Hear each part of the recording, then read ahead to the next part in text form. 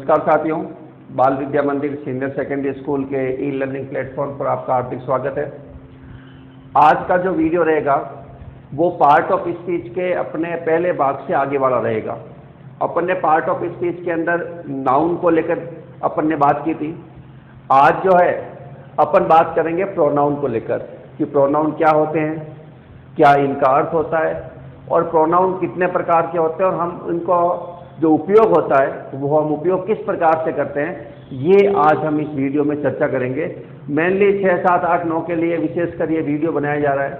हालांकि सभी के लिए उपयोगी है, लेकिन एक स्कूली कोर्स को देखते हुए अपन इस बात को देखेंगे कक्षा 6, 7, 8, 9 के लिए जो प्रोनाउन जो चैप्टर के अंदर भी है, तो उनके लिए ये वीडियो जो है एक क्लास की दृष्टि से बहुत ही महत्वपूर्ण है। बाकी सभी के लिए प्रोनाउन का इंग्लिश जो है बेसिक के रूप में आता है, तो ये सभी के लिए जो वीडियो हितकर होगा। चलो शुरुआत करते हैं आज प्रोनाउन की। प्रोनाउन, अब प्रोनाउन शब्द आते ही ये होता है कि होता क्या है। तो अगर अपन इसका हिंदी में देखें तो प्रोनाउन का मतलब होता है सर्वनाम। अब सर्वनाम क्या होते हैं और इंग्लिश के अंदर जो अपन परिभाषा देखें तो सीधी सी परिभाषा होती है कि सब्स्टिट्यूट ऑफ ए नाउन। इतनी सी अपन परिभाषा को काम में लेते हैं, सब्स्टिट्यूट ऑफ ए नाउन। इसका मतलब ये हुआ कि प्रोनाउन वो होते हैं जो संज्ञा के स्थान पे अपन उसको काम में लेते हैं। तो हिंदी में अगर परिभाषा इसकी देखी जाए, ऐसे शब्द जो संज्ञा के स्थान पे प्रयुक्त हो सकते हैं उन शब्दों को अपन जो है वो सर्वनाम बोलते हैं। और इंग्लिश की अपन बात करें तो substitute of a noun is called pronoun. ये परिभाषा जो है वो इंग्लिश की परिभाषा होती है। अब आपने देखा होगा हम इसका प्रयोग क्यों करते हैं, तो अपन उदाहरण की बात करते हैं। सबसे पहले मैं समझा देता हूं प्रोनाउन का प्रयोग हम करते क्यों हैं, किस लिए करते हैं। जैसे एक वाक्य, जैसे एक कहानी है, अपन कहानी की बात कर रहे हैं। मान लो एक अपन टेलर एंड एन एलिफेंट की बात करते हैं, आपने सबने पढ़ रखी होगी वो। तो उसमें अपन कहते हैं भाई एक टेलर था जो दर्जी का काम करता था, कपड़े सिलने का काम करता था। अब बार बार उसको टेलर टेलर टेलर कहेंगे हम आगे जितने भी बारों में, तो हम उससे बचें। हम उसके लिए ही का प्रयोग कर सकते हैं, तो वो उसके स्थान पर प्रोनाउन था। जैसे उदाहरण अपन और लेते हैं, जैसे अशोक मेरा मित्र है। अशोक एक बहुत अच्छा लड़का है, अशोक आज्ञाकारी है, अशोक अपने से बड़ों का कहना मानता है। तो बार बार हमें अशोक शब्द लेना पड़ेगा, एक नाउन को लेना पड़ता है, तो वो थोड़ा सा भद्दा दिखाई देता है या बार बार हमें थोड़ी असुविधा होती है। इसके स्थान पे जब हम पहले एक बार अशोक का नाम लेते थे, अशोक मेरा मित्र है, अशोक इज माय फ्रेंड। अब हम अशोक के स्थान पे ही का प्रयोग कर सकते हैं। He is very good, he is intelligent, he is punctual, जो भी है। तो अपन अशोक के स्थान पे बार बार अशोक ना लिख के ही शब्द का प्रयोग करते हैं। तो यही प्रोनाउन में प्रोनाउन के अंतर्गत होता है कि जब हम एक नाउन को बार बार ना लेके उसके स्थान पर उसके सब्स्टिट्यूट का प्रयोग कर लेते हैं, ताकि वो हमें जो है थोड़ी असुविधा ना हो या हमें जो है भद्दा ना लगे। उस कंडीशन में अपन जो है नाउन के स्थान पे प्रोनाउन का प्रयोग करते हैं। तो उम्मीद है आपको ये बात समझ में आ गई होगी हम प्रोनाउन का प्रयोग करते क्यों हैं। क्योंकि बार बार जो रिपीटेशन होता है नाउन का, उस रिपीटेशन को रोकने के लिए जो है अपन किसका प्रयोग करते हैं, प्रोनाउन का। अब बात ये आती है कि प्रोनाउन होते कितने प्रकार के, तो अपन सबसे पहले बात करते हैं। तो पहला आता है पर्सनल प्रोनाउन।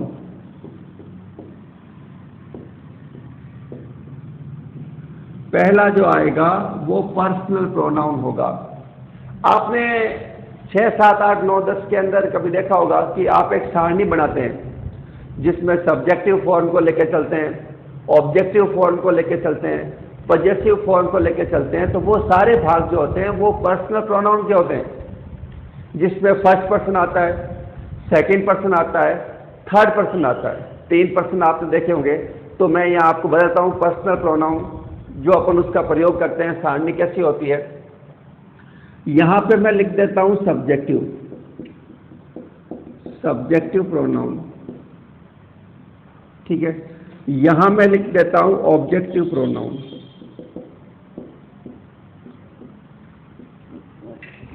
और यहां पर मैं लिख देता हूं पजेसिव प्रोनाउन।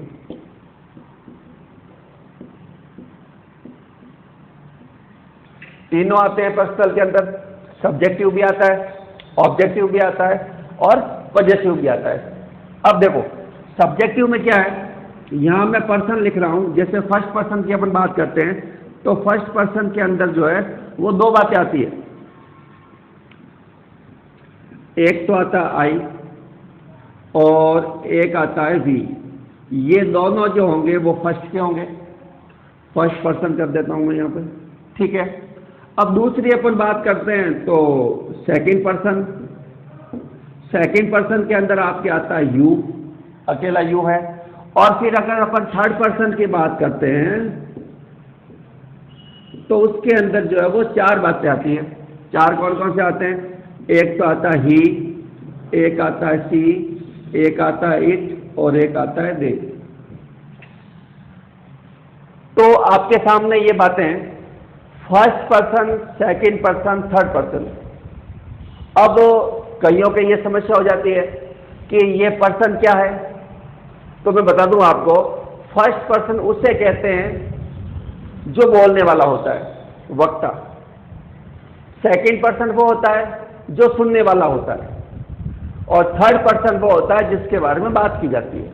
तो ये बात आप थोड़ा ध्यान रखें, first person, second person, third person. First person में खुद बोलने वाला व्यक्ति होता है, सेकंड पर्सन में सुनने वाला होता है, और थर्ड पर्सन के अंदर वो होगा जिसके बारे में अपन बात करेंगे। ये बात आपकी क्लियर हो गई होगी। उसके बाद में देखो इसका ऑब्जेक्टिव फॉर्म जो होता है, तो आई का ऑब्जेक्टिव फॉर्म होता है मी, और इसका पजेसिव फॉर्म जो होता है वो होता है माई, ठीक है। उसके बाद में वी का जो होता है ऑब्जेक्टिव अस होता है, और इसका होता है ओवर, ठीक है। अब यू की बात करते हैं तो यू का ऑब्जेक्टिव फॉर्म यू ही होता है, लेकिन इसका जो पजेसिव फॉर्म जो होता है वो योर होता है। उसके बाद में अपन बात करते हैं तो ही का ऑब्जेक्टिव हिम होगा, पजेसिव जो होगा वो हिज होगा। सी का जो होगा वो हर होगा, और ये भी हर ही होगा। इट का ऑब्जेक्टिव ये और इसका पजेसिव ये, और दे का जो होगा वो होगा देम, और फिर होगा देयर। ये पजेसिव की बात कर ली।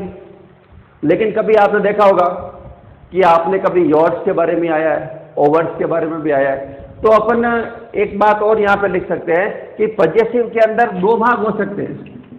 पजेसिव के अंदर अपन हालांकि यहाँ तक ही सारणी बनाते हैं, पजेसिव के दो भाग को नहीं लेते हैं, लेकिन जब यहाँ प्रोनाउन की बात हो ही रही है तो मैं आपको वो भी समझा दूं कि वो चीज़ होती क्या है। जैसे ओवर का जो होता है, ओवर्स हो जाता है, सॉरी पहले माई का लेते हैं, माई का हो जाएगा माई, ठीक है। ओवर का हो जाएगा ओवर, ठीक है। योर का हो जाएगा योर्स, ठीक है। हिज का जो है वो हिज ही रहता है, हर का जो है वो हर ही रहता है, इट का वो इट्स होता है, और इसका हो जाता है देयर्स। आपको थोड़ा अजीब लग रहा होगा कि ये कहां से आ गए। जैसे मैं आपको इसके बारे में उदाहरण देता हूं कि जब हम कुछ बात करते हैं कि ये पुस्तक मेरी है, ये पुस्तक मेरी है, ठीक है ना, दिस इज माई बुक, और मैं ये भी तो कह सकता हूं दिस बुक इज माइन। तो उसमें फिर जब कोई पजेसिव जो है किसी नाउन से पहले आता है और उसका संबंध स्थापित करता है, उस कंडीशन में अपन इसका प्रयोग करेंगे। और जब इसके बाद कोई नाउन नहीं हो, उस कंडीशन के अंदर जो है, सॉरी यहां हाथ कर देता हूं, उस कंडीशन के अंदर जो है हम इसका प्रयोग करेंगे। समझ आ रही बात नहीं आ रही? वापस से बोल देता हूं मैं एक बार कि जब हम इनका प्रयोग करते हैं, जैसे दिस इज माई बुक, ये ले लिया। अब पजेसिव का अर्थ आपको समझ में आना चाहिए। पजेसिव का मतलब होता है अधिकार करना। जब हमारा किसी के ऊपर अधिकार होता है हमारा उसके साथ संबंध होता है, उस कंडीशन में अपन पजेसिव प्रोनाउन का प्रयोग करते हैं। अब अधिकार संबंध की बात, जैसे दिस इज माई बुक, यह किताब मेरी है, इसका मतलब क्या हुआ? इसका मतलब यह हुआ कि हमारा उस किताब के ऊपर क्या है? अधिकार है। अब मैं अगर इस सेंटेंस को यहां माई न लिखूं तो यह भी तो हो सकता है, दिस बुक इज माइन, यह किताब मेरी है। अब इसके अंदर जो बात आती है वो ये आती है कि ये और ये दोनों में आपको अंतर दिख रहा है। यह किताब मेरी है या यह मेरी किताब है, दोनों में ये अंतर है। जब इसका आप अर्थ निकालेंगे तो ये होगा कि यह मेरी किताब है, मेरी किताब आ रहा है। और जब इसका अर्थ निकालेंगे तो यह किताब मेरी है। दोनों में थोड़ा सा डिफरेंस है, जो डिफरेंस ये लागू करेगा। जैसे दिस पेन इज योर्स, यह पेन तुम्हारा है या यह तुम्हारा पेन है, तो दोनों में अंतर होगा। और ये अंतर जब अपन सेंटेंस की फॉर्मेशन करते हैं उस समय थोड़ा हमारे लिए समस्या होती है। तब हमें मालूम चलता है कि ये जो है चीज हमारे लिए बहुत उपयोगी होगी जब हम इस प्रकार की फॉर्मेशन के अंदर चलेंगे। तो ये जो प्रोनाउन आएंगे वो कर्ता के रूप में आएंगे। किसके रूप में आएंगे? कर्ता के रूप में, सब्जेक्ट के रूप में। जैसे एक उदाहरण मैं दे दूं आपको, यहां पे लिख देता हूं। पहले मैंने लिखा Mohan is a good boy, ठीक है। बार बार मैं अब मोहन शब्द लिखूंगा नहीं, नाउन का प्रयोग नहीं करूंगा। तो मोहन के लिए जो है अपन में फिर बार जितनी भी बार आएगा उसके लिए अपन में कर दूंगा he is intelligent, he is punctual, he is obeying person. तो ये सारी बातें जो है, तो यहां पे ही शब्द जो है वो किसके लिए आ रहा है? मोहन के लिए आ रहा है। तो इसका मतलब ये हुआ कि ये सारे जो फॉर्म्स है यहां से लेकर यहां तक के फॉर्म जो है ये सारे सब्जेक्ट के रूप में आएंगे। जब हम किसी सब्जेक्ट के नाउन के स्थान पर जब हम इसका प्रयोग करेंगे तब हम आएंगे। अब और भी देख लेते हैं। इसके अंदर आई की जब बात करते हैं तो मैं खुद के लिए आता है, बार बार आप अपना नाम नहीं बोलेंगे, आई शब्द का प्रयोग करेंगे खुद के लिए। वी शब्द का प्रयोग अब हम के लिए करेंगे, 2 हो सकते हैं, 3 हो सकते हैं, 4 हो सकते हैं, उसके लिए अपन वी का प्रयोग करेंगे जिसमें आप खुद शामिल होते हैं। यू का प्रयोग आप करेंगे सामने वाले के लिए। अब देखो यू एक वचन में भी हो सकता है, यू बहुवचन में भी हो सकता है, ठीक है ना। यू आर नॉटी, ये आपने कह दिया तो इसका मतलब ये हुआ वो बंदा एक भी हो सकता है, अधिक भी हो सकते हैं, तो यू का प्रयोग दोनों में होता है। ही का प्रयोग जो होता है वो सिंगुलर नाउन के लिए होता है, वो भी एक पुरुष होना चाहिए। पुल्लिंग जब सिंगुलर नाउन आएगा तो ही का प्रयोग हो जाएगा, जिस प्रकार से मैंने यहां पे किया है। उसके बाद अपन बात करते हैं सी की, तो ये भी सिंगुलर थर्ड पर्सन है, किसी स्त्रीलिंग नाम के स्थान पे आएगा। इट का प्रयोग जब अपन करेंगे तो वो प्रयोग होगा वस्तु और जानवर के लिए। निर्जीव वस्तु होगी उसके लिए अपन इट का प्रयोग करेंगे, और जानवरों के लिए जब प्रयोग करना होगा तो हम इट का प्रयोग करेंगे। एक बात ध्यान रखना कि जो पालतू जानवर होते हैं उनके लिए तो अपन उनके लिंग के हिसाब से ही और सी का प्रयोग कर सकते हैं, लेकिन जो पालतू जानवर नहीं होते हैं उसके लिए अपन किसका प्रयोग करते हैं? इट का, ठीक है। उसके बाद बारी आती है दे की। दे जो है वो बहुवचन को दर्शाता है, ये सारे सिंगुलर को दर्शाते हैं, और जब ये एक से अधिक होते हैं तो फॉर्मूला किस में रहता है? इसके अंदर। जैसे दे आर गुड बॉयज, वो अच्छे लड़के हैं, तो उसमें कितनी भी संख्या हो सकती है, सभी के लिए आ रहा है। तो ये ध्यान रखना आपको कि यहां जब सब्जेक्टिव प्रोनाउन है तो वो ये जो है फॉर्मूला पूरा का पूरा जो है सब्जेक्ट के स्थान पे आएगा। Number 2 objective pronoun. ऑब्जेक्टिव में मी है, अस है, यू है, हिम है, हर है, इट है और देम है। जब इन प्रोनाउन का प्रयोग हम किसी ऑब्जेक्ट के स्थान पे करते हैं, जैसे उदाहरण के रूप में अपन बात करते हैं, जैसे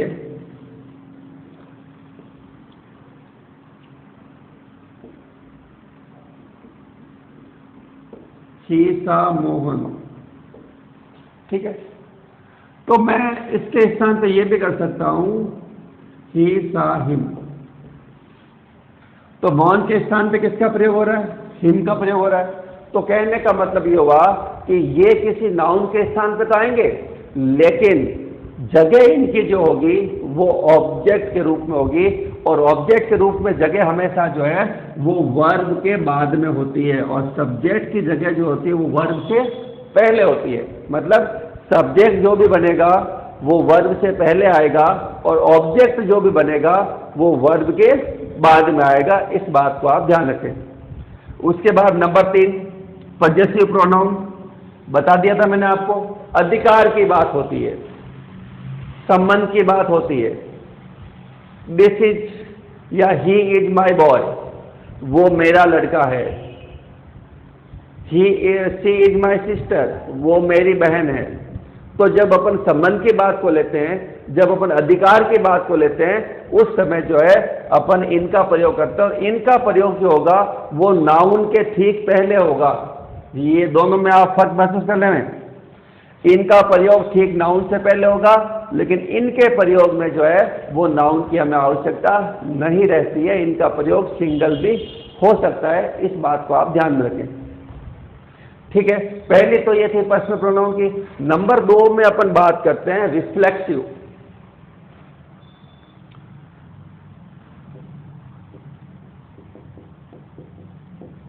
रिफ्लेक्सिव प्रोनाउन।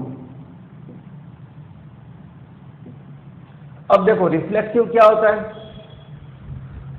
रिफ्लेक्सिव में इसका सीधा संबंध जो है वो कर्ता से होता है। ध्यान रखना इस बात को कि रिफ्लेक्सिव प्रोनाउन सीधा कर्ता से संबंधित होता है। जैसे अगर रिफ्लेक्सिव बनेगा तो वो इनको करेगा या कोई नाउन को करेगा जो उसके ठीक पहले आएगा। एक चीज और आती है इसमें, अपन उसको एम्फेसाइज बोलते हैं या फिर इंटेंसिव प्रोनाउन बोलते हैं, वो थोड़ा आगे है। दोनों समान ही होते हैं, थोड़ा सा अंतर होता है, बता दूंगा मैं आपको। लेकिन ये जो रिफ्लेक्सिव प्रोनाउन होते हैं वो एक ऑब्जेक्ट के रूप में होते हैं। किसके रूप में होते हैं? ऑब्जेक्ट फॉर्म होती है, और वो सीधे जो है संबंध के रूप में काम में, सीधे जो है सब्जेक्ट से जुड़े हुए होते हैं। अपन इसका रिफ्लेक्सिव फॉर्म बना लेते हैं। जैसे माई का बनेगा माई सेल्फ, ओवर का बन जाएगा ओवर सेल्फ। ठीक है, योर के आपके 2 बनेंगे, एक तो बन जाएगा योर सेल्फ, एक बनेगा योर सेल्फ। ठीक है, हिज का होगा हिमसेल्फ, इसका होगा हर सेल्फ। ठीक है, और इस इट की अपन बात करते हैं, मैं नीचे लिख देता हूं इट सेल्फ, और उसका होगा देम सेल्फ।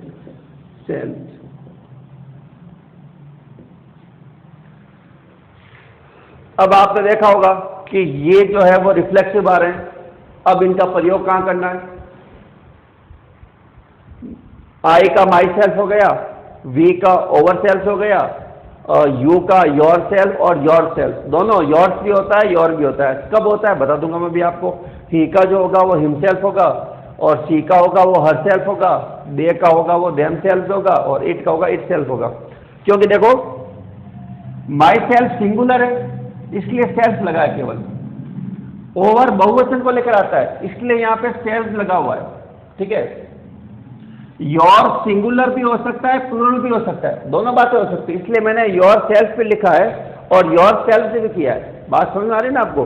भाई आप किसी अकेले को भी कह सकते हैं, और समूह को मैंने बताया था आपको यू के लिए कि यू किसी एक व्यक्ति के लिए काम आ सकता है, यू अनेक व्यक्तियों के लिए अपन भी काम में ले सकते हैं। तो उसी तरीके से इसमें भी है, जब सिंगुलर के लिए आएगा तो आप योर सेल्फ करोगे, और जब आपको लग रहा है नहीं एक से अधिक है, उस समय आप जो है ये बहुवचन के लिए इसका प्रयोग करोगे, इसका प्रयोग नहीं करोगे। ठीक है, हिमसेल्फ सिंगुलर के लिए है, ये सिंगुलर के लिए है, ये भी सिंगुलर के लिए, और ये जो है वो बहुवचन प्लूरल के लिए। तो आपको ये ध्यान होना चाहिए कि ये सिंगुलर, ये प्लूरल, ये जो है वो सिंगुलर है, और ये क्या है? प्लूरल है। ये भी सिंगुलर, ये भी सिंगुलर, ये प्लूरल और ये सिंगुलर। अब अपन बात करते हैं कि इनका प्रयोग करना कहां है, कहां करना है। उसके लिए अपन एक उदाहरण देखते हैं। ध्यान से आपको जो है समझ में आ जाएगा क्या है चीज।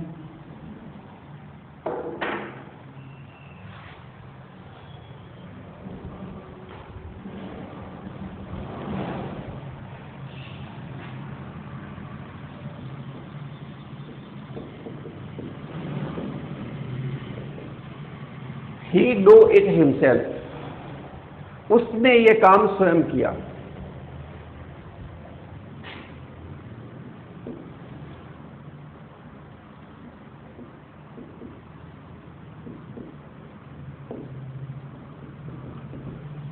She cooks food herself, वह स्वयं खाना पकाती है। जब हम काम खुद करते हैं, स्वयं करते हैं, मैंने बताया था आपको कि ये एक ऑब्जेक्टिव फॉर्म है और सीधा इसका संबंध किससे होता है? सीधा इसका संबंध जो होता है वो होता है सब्जेक्ट से। जब अपन सब्जेक्ट से इसका सीधा संबंध लेते हैं तो यहाँ पर हरसेल्फ का प्रयोग किसके लिए हो रहा है? सी के लिए हो रहा है। हिमसेल्फ का प्रयोग किसके लिए हो रहा है? तो ही के लिए हो रहा है। तो जब हम स्वयं की बात करते हैं तब हम जो है रिफ्लेक्सिव प्रोनाउन का प्रयोग करते हैं और यह जो है सीधा सीधा आधारित होता है आपके सब्जेक्ट को लेकर। ऑब्जेक्टिव फॉर्म में होता है लेकिन सीधा सब्जेक्ट को लेकर आधारित होता है कि किस प्रकार से सब्जेक्ट से ये जुड़ा हुआ है। बात आपको समझ में आ गई होगी। ही डू इट हिमसेल्फ, उसने ये काम खुद किया। He write a letter himself, उसने खुद ने एक पत्र लिखा, ठीक है ना। He clean, she clean the floor herself, they do it themselves. तो ये सारी बातें जो है वो इस बात को दर्शाती है कि जब अपन काम स्वयं करते हैं और जब काम स्वयं करेंगे तो ये जो है इस प्रकार से अपन रिफ्लेक्सिव प्रोनाउन का प्रयोग करेंगे और इस तरीके से आपके रिफ्लेक्सिव होंगे।